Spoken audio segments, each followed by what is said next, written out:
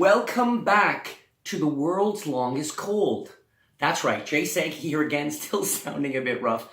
I gotta say though, that I only get a cold about once or twice a year. It's usually in the throat because I'm doing all this live performance stuff. I don't get a chance.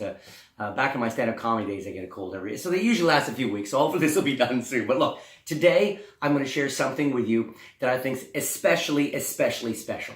How do you close a show? How do you finish a show and people have a sense that, oh, okay, that's the end of the show. You don't have to say that's the end of the show. Everybody is astounded and you just did a next level trick. This is it.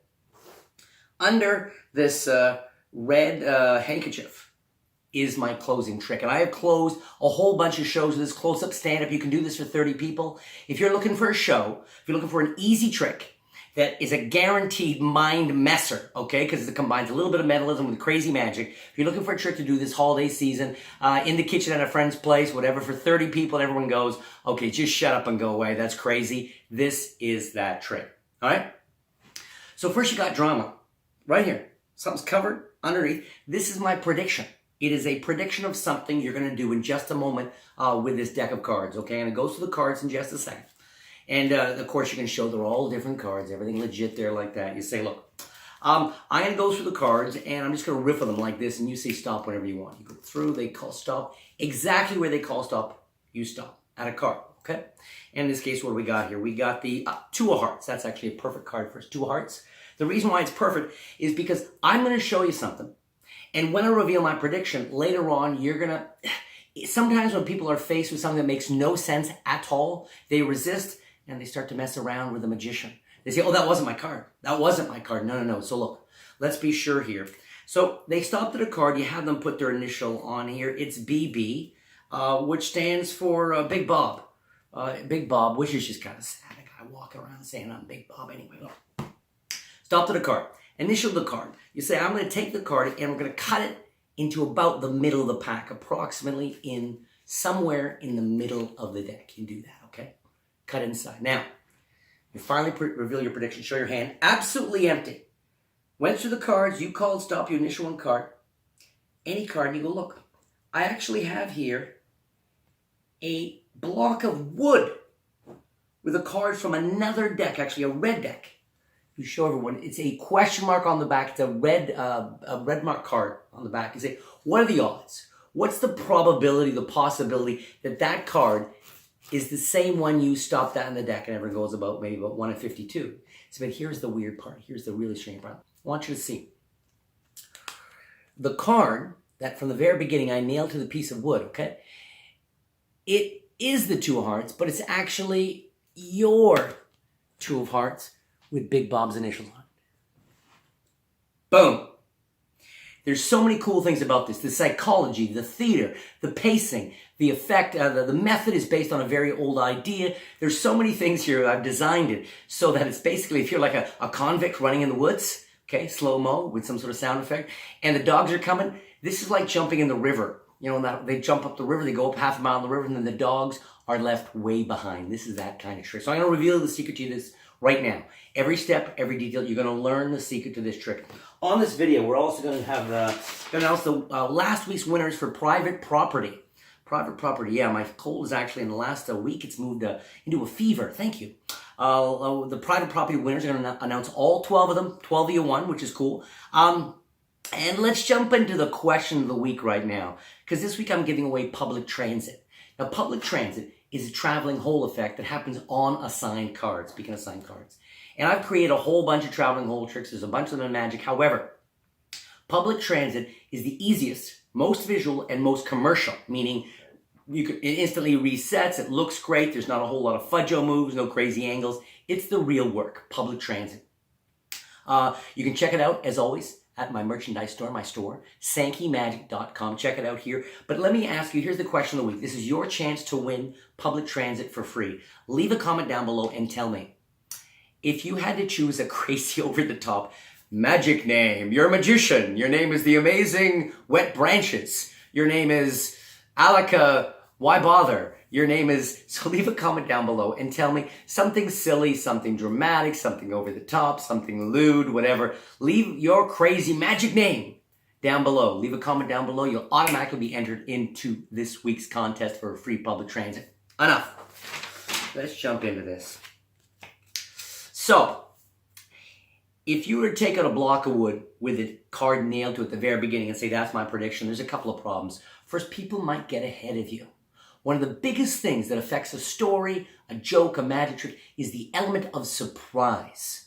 Okay, you need surprise. So important for the audience not to get ahead. Or if they get ahead a little bit, it's nice that they think they got ahead and then you kind of took another twist on top of that. This trick does all that. Here's the setup.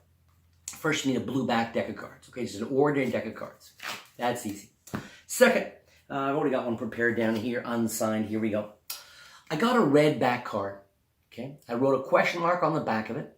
Then I tore the card halfway down the middle. Okay, don't get all caught up freaky. Does it look like a real tear? It just tears the card in a straight line. It's simple. Okay.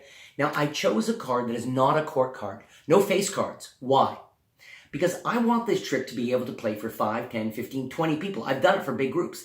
And if someone puts an initial on a court card or a face card, nobody can see the initial unless you're very close. So it's key in this sense. It's nice 3, a 4, a 5, a 6, a red card's great. Okay, so that's what I've done there. Now, this card starts second from the top in the pack, okay, with the tear going to my left, towards my thumb. The tear is on my left side. That's important.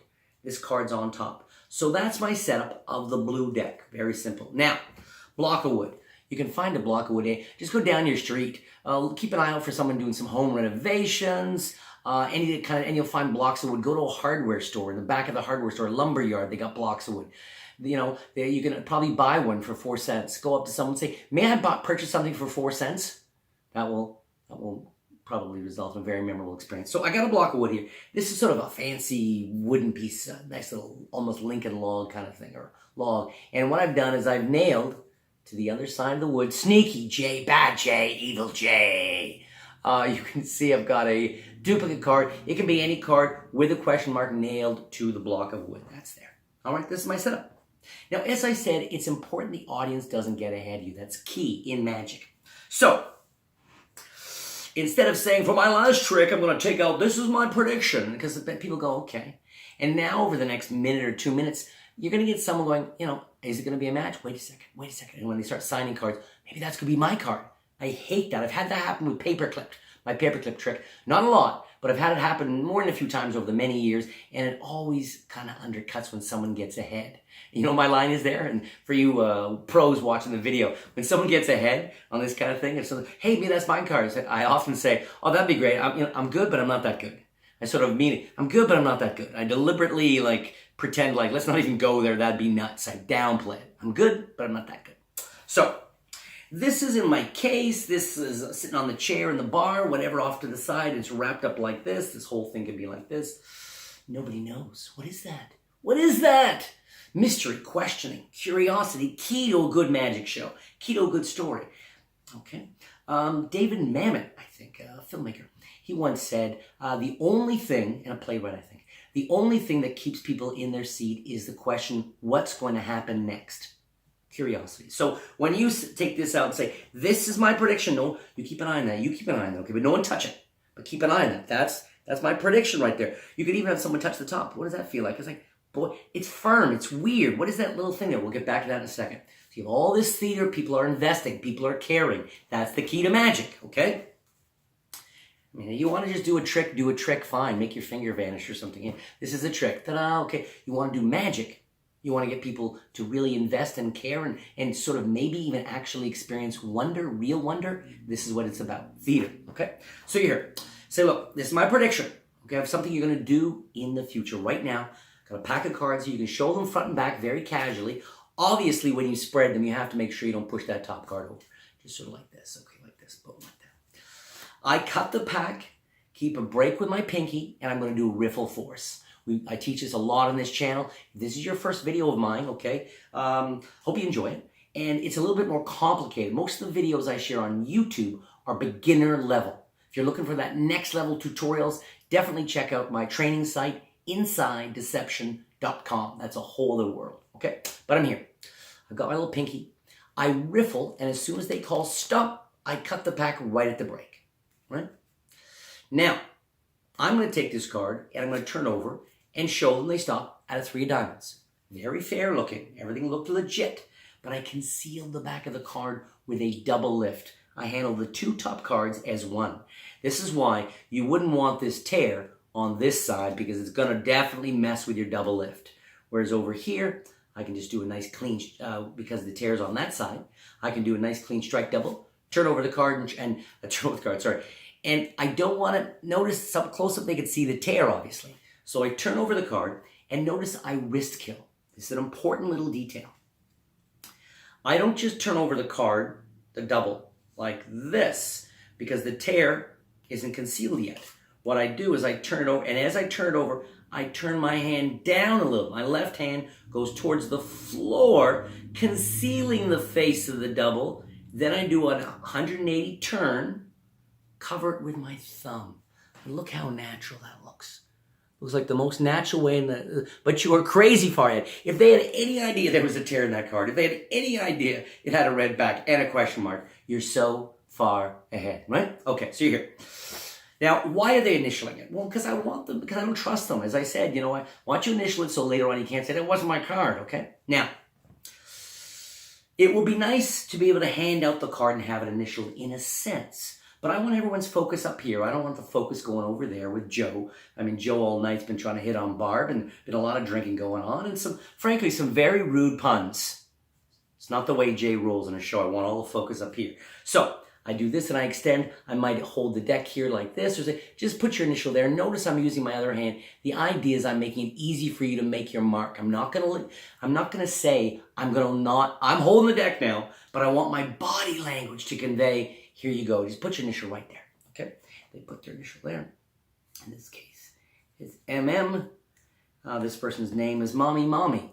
They're from Mommy Mommy. Maybe they're from Thailand, let's say. And he's a very strong, big man. His name's Mommy Mommy. It's just weird. Don't blame him or his parents, okay? At least he's got a name, right?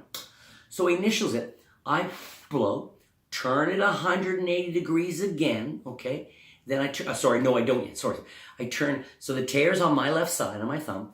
I turn the double over, then turn it 180 degrees, because I want the tear back on my left side.